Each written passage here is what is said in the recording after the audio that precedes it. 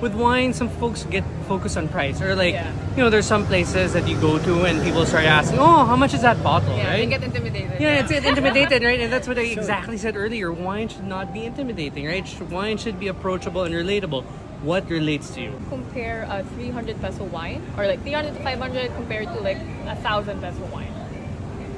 I mean, I don't know that I would compare the price. I would compare the appreciation. If you appreciate a 300 peso bottle of wine, it doesn't matter what it costs. It matters if you enjoyed it. Did it make the impact you wanted it to on you or your guest if you're having guests?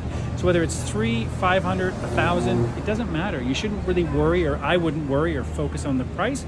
I'd focus on how does it make me feel? Do I enjoy it? Does it pair well with whatever I'm doing, whether that's sitting on my porch in the heat or having a nice meal with family? If you enjoy it, price is somewhat irrelevant. So I don't focus much on the price because price sometimes can dictate some really great things.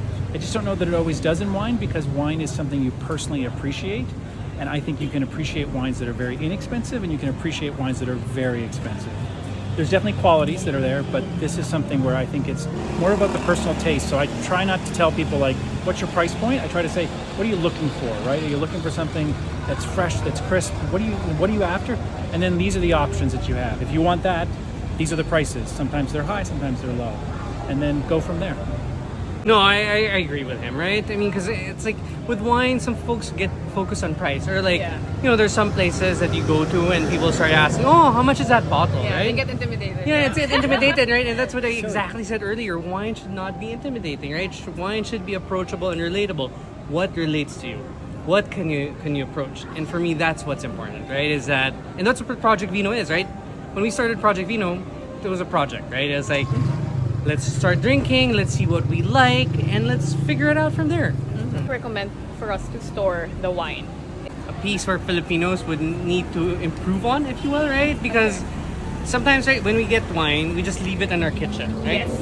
Whether it is white or red. Oh, I got a gift. Oh, I'll put it in my kitchen. Next thing you know, and you don't know it, right? Next thing you know, the flavors are changing, right?